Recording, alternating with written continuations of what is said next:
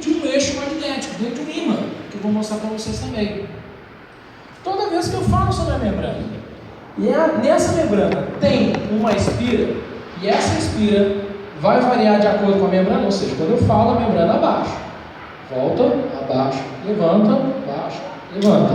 Quando ela faz esse movimento, essa espira está colada na membrana. Lógico que essa espira também vai variar.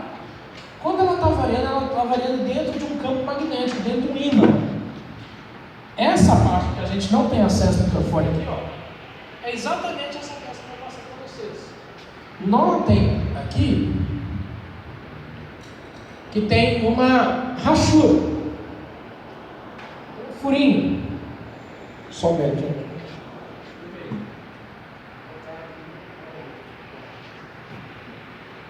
Tem um furinho aqui, tá vendo? Ou seja, essa membrana é colada em cima aqui, e nesse furinho está o fio de cobre. Então, toda vez que eu falo sobre a membrana, essa membrana vibra e esse fio de cobre vai para o ímã. Olha só, tem um ímã aqui dentro, ó. Colei com o ímã, fiz uma mágica aqui. Quem acredita que eu sou mágico também, ó? Plim, plim, plim, plim, plim. Abracadabra. Tem um ímã aqui, gente. E aí, vou passar para vocês verem, acontece um fenômeno físico. Deixa eu só tampar aqui.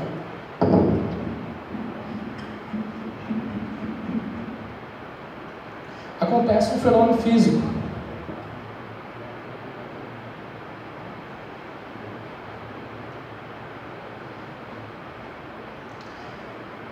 Que é a transformação de energia. Ele transforma um tipo de energia acústica em energia elétrica. É um princípio, é o mesmo princípio que faz os geradores.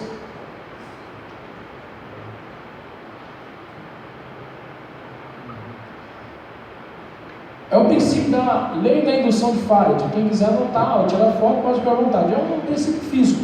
Áudio tem tudo a ver com a elétrica e física, tá, gente? Se você não gosta de física, vai ter que aprender a gostar, porque não tem jeito.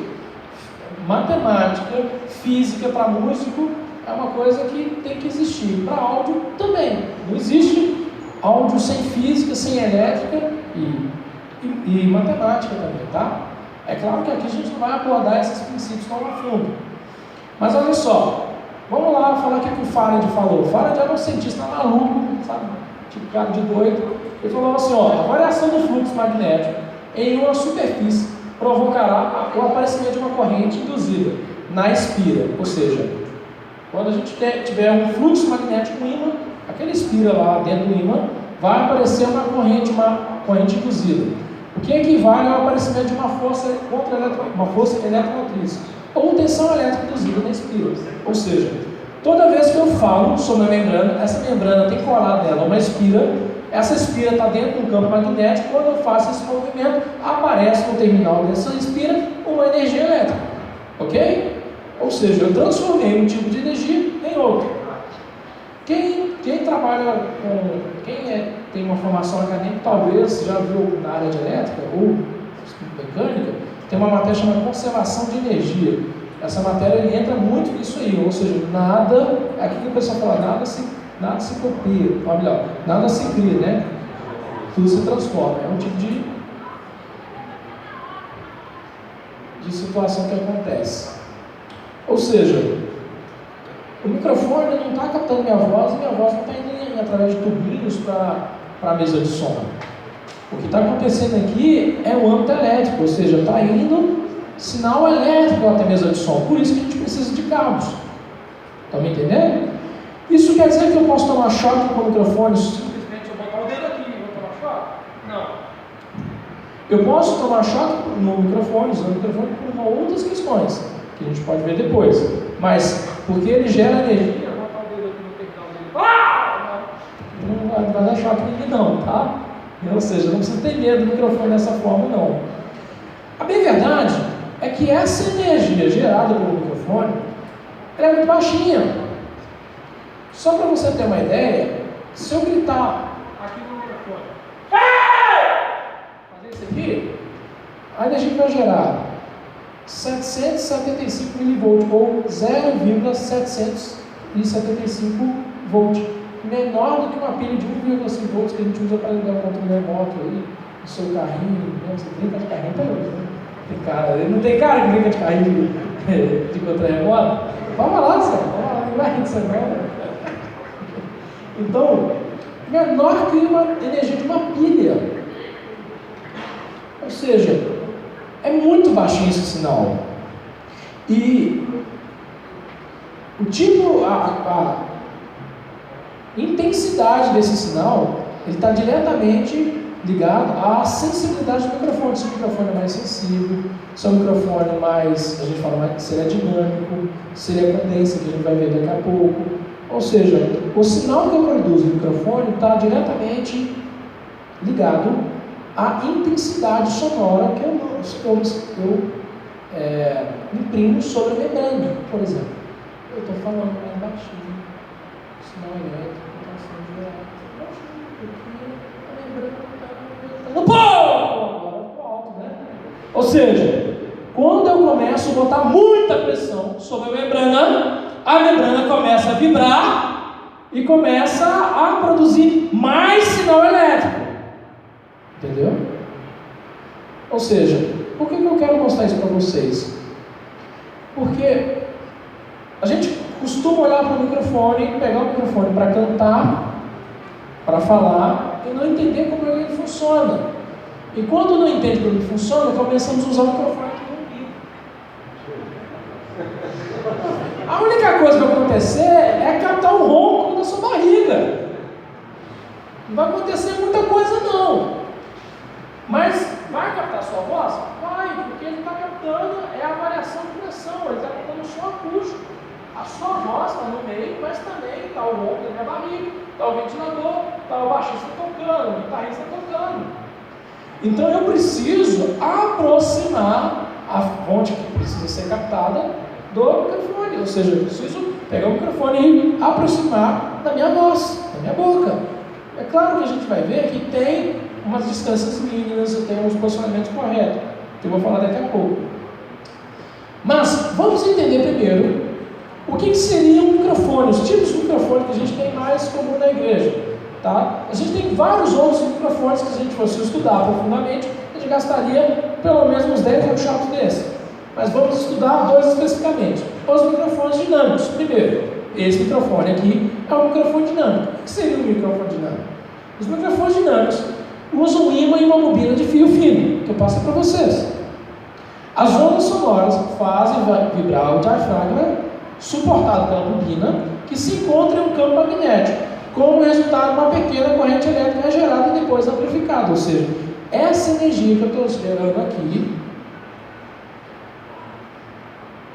chegando no terminal elétrico, precisa ser amplificada. Porque a energia que ela é gerada é muito pequenininha. Ok? Temos também os microfones condensa. Microfone condensa. Cadê o Hélio? O Hélio está aqui? Eu tenho um aqui, mas eu queria pegar um de vocês. É o microfone do over ali. Eu tenho um aqui, mas eu vou mostrar um de vocês. Pode ser.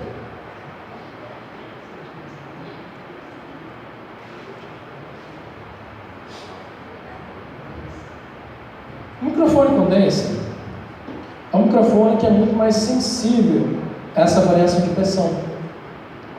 Como é que ele funciona? A forma construtiva dele, a parte técnica, é um pouco mais elaborada. Ele usa um capacitor. Sem a gente aprofundar, capacitor é um componente eletrônico, tá?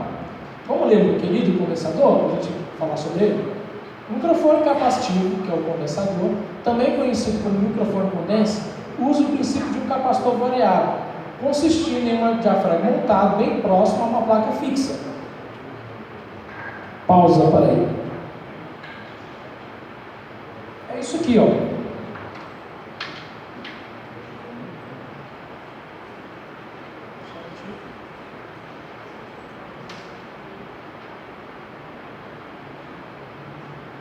Isso aqui, ó, vou mostrar para vocês. Isso aqui é a membrana, é a parte do microfone condensa. Tem duas plaquetinhas aqui, ó, que eu vou mostrar para vocês. E isso aqui, quando eu falo, ele varia de acordo com a pressão. Só que eu preciso captar esse sinal e tratar esse sinal através de um circuito eletrônico. Então, todo microfone condensa dentro dele tem um circuito eletrônico para pré-amplificar já o microfone dentro dele. Ele já dá uma tratada no sinal para eu poder depois colher através do cabo e mandar até a mesa de som. Ou seja, ele precisa passar por um circuito eletrônico, tá? Tem aqui um circuito eletrônico que vai tratar esse sinal e tem um circuito eletrônico também que vai ser o responsável por receber um tipo de energia chamada de phantom power. Phantom power é uma energia que a gente aciona, só um momento. Ali, ó, essa aqui, ó. Eu não tenho o mouse aqui. Phantom power é uma energia que normalmente a gente tem na mesa de som chamada de 48 volts. Basicamente, é que esses microfones são tão sensíveis, eles precisam de uma energia externa para eles funcionar, para eles serem ligados. Então, o que acontece? Quando eu falo sobre esse microfone, ele é muito sensível. E por ele ser sensível demais, eu preciso também energizar esse circuito eletrônico que a gente viu aqui, que eu vou aproveitar e passar. Essa peça aí é desse tipo de microfone aqui, chamado Good Snap, ou pescoço de ganso. A gente vê, às vezes, em oratória, vinha muito na presidenta Dilma, usando muito dela, não tem medo de dar muita entrevista assim, mas nas garfas dela usava muito esse tipo de microfone assim, tá? Bom, eu posso passar o microfone também para vocês verem. Então, o que acontece? Na mesa de som que a gente vai ver, a gente tem uma função chamada de phantom power, que eu preciso acionar uma fonte externa para que energize esse circuito eletrônico que está passando aí para vocês. Eu vou mostrar para vocês aqui de uma forma prática a diferença entre os dois. Só um momentinho.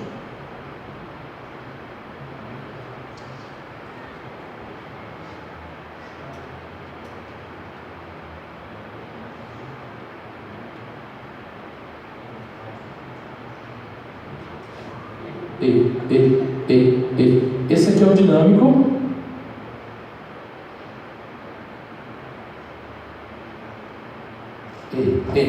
E esse aqui é o condensa. Ó, a diferença. Alô, alô,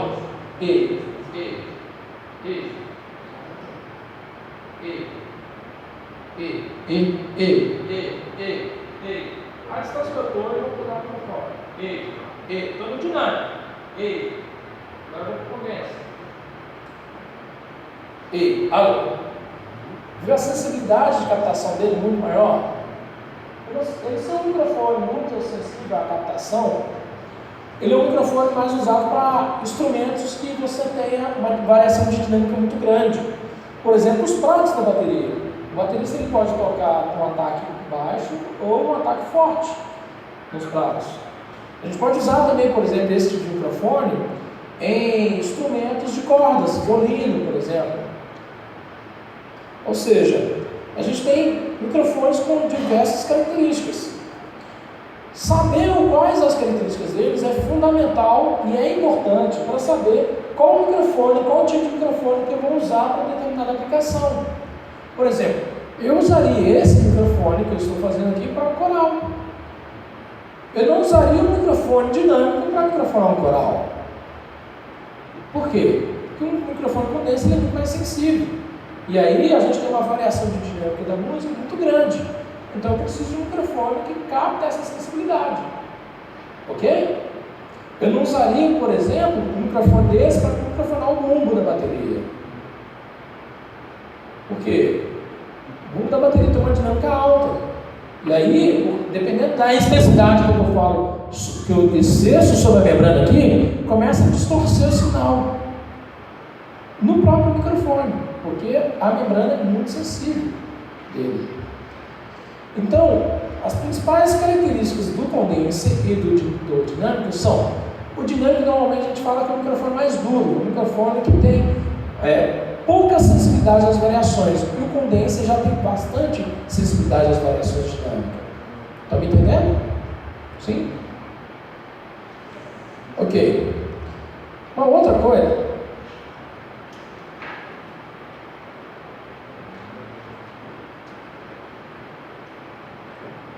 Só um minutinho.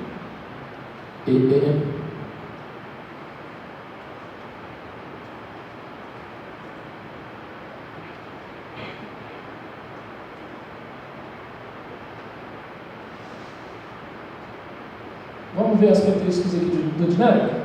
Como é que é? Vamos repassar? Ó, no microfone dinâmico, a pressão do ar desloca o diafragma. Aqui, ó. Ok? Que movimenta a bobina, aquele fiozinho de cobre aqui. Que faz variar o campo magnético dentro dela, dentro dessa bobina. Que induz uma corrente elétrica variável na bobina. Consequentemente, a gente tem uma tensão elétrica na máxima dinâmica, na máxima sensibilidade, em 0,775 volts, ou 775 mV.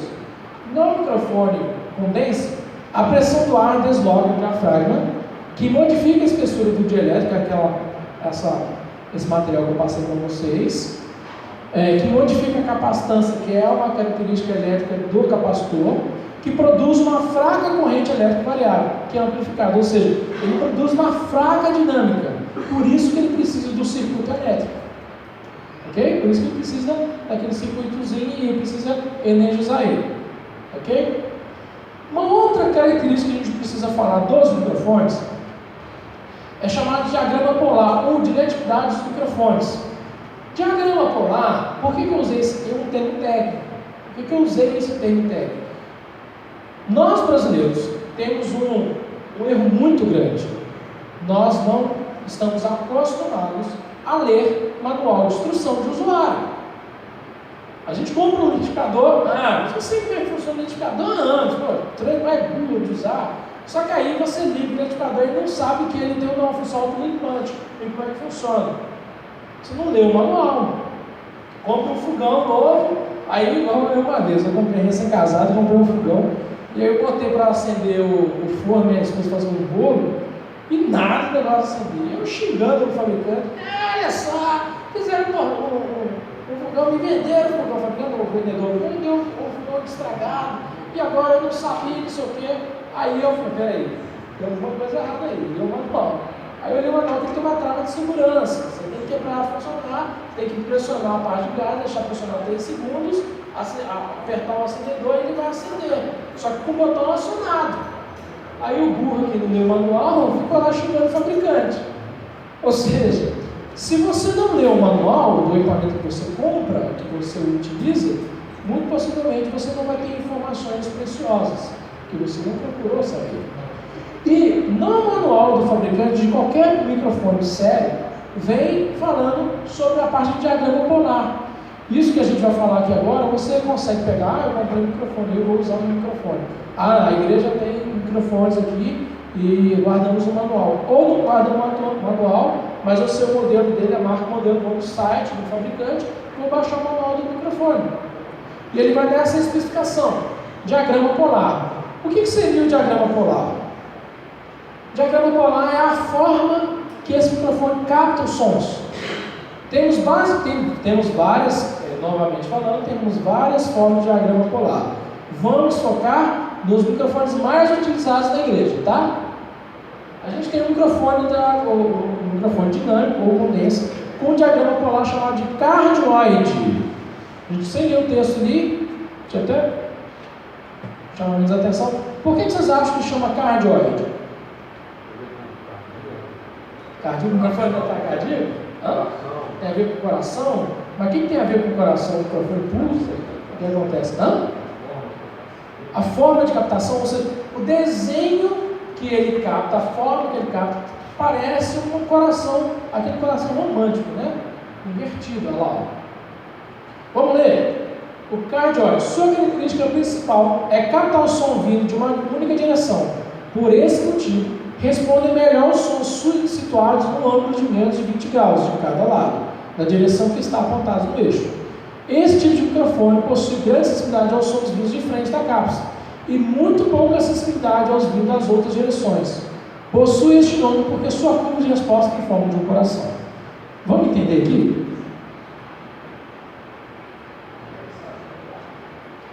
Olha só. O que esse gráfico está falando? Que o microfone, imagina que aqui ó, é o microfone.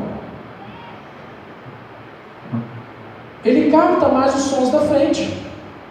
Pouco da lateral e rejeita os sons de trás. Ou seja, eu tenho uma melhor captação de sons que vêm da frente, poucos da lateral e nada de trás. Então quer dizer que se eu estiver cantando e canta minha alma, canta ao Senhor, o microfone captando a minha voz, muito pouco, muito mais o som ambiente do que o som da minha voz.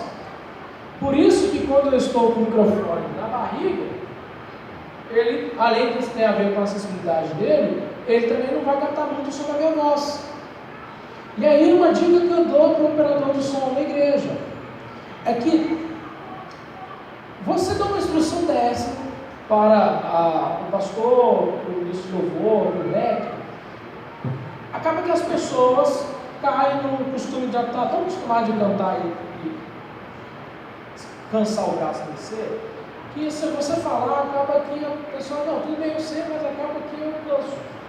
Só que aí eu aprendi uma coisa, você trabalhar no ego da pessoa.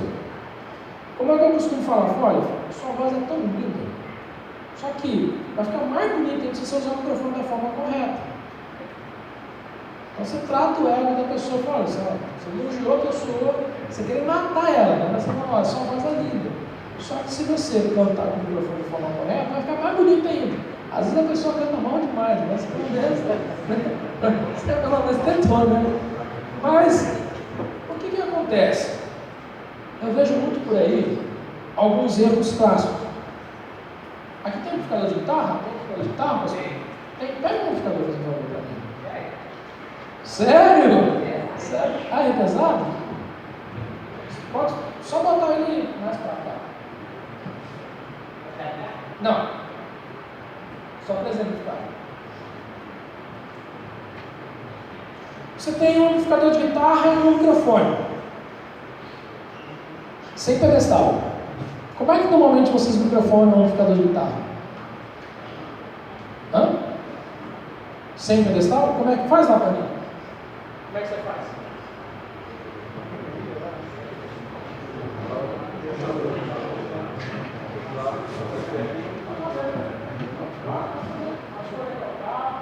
Deixa eu fazer, ó.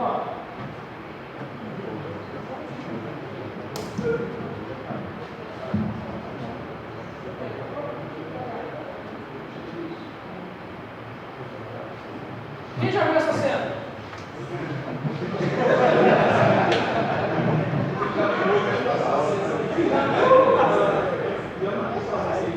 Eu vejo essa cena direto, quando eu vejo já começa a rir. Porque o que está acontecendo ali? A gente pega um microfone, tá? E normalmente usa um microfone, ou um microfone para voz, o pessoal usa, eu não tenho na mão. Ah, o que eu tenho na mão eu vou usar, beleza. Se você não usar o que tem na mão, mas de forma coerente, o ruim vai ser formalmente ruim. Agora, usar o que você tem na mão de forma coerente vai ficar péssimo. O que está acontecendo aqui? O microfone capta mais os sons que na frente, pouco para a lateral. Ou seja, eu estou captando mais os sons que está repetindo no piso. Pelo amor de Deus, era só dar manual de instrução. Ou seja, não adianta eu querer ter um timbre. Aí você vira para o guitarrista. Seu timbre está médio demais, é óbvio. É óbvio. Você não está captando de forma coerente o timbre, o som da guitarra. É óbvio que vai ficar médio demais. Então, vocês acharam que ia marretar só o pessoal do vocal, né? Pois é. Ou seja, se eu não uso o microfone com a forma de captação dele coerente, eu não tenho uma boa captação. Consequentemente, eu não consigo fazer uma correção de equalização coerente. Consequentemente, eu tenho vários outros problemas de vazamento. Nossa, mas no microfone da guitarra está vazando muito som de baixo. É óbvio. Está vindo muito som de grave. O grave ele expande, é chamado de omnidirecional. Então, você tem muito som de grave e pouco som da guitarra. Uma outra situação que a gente vê muito comum,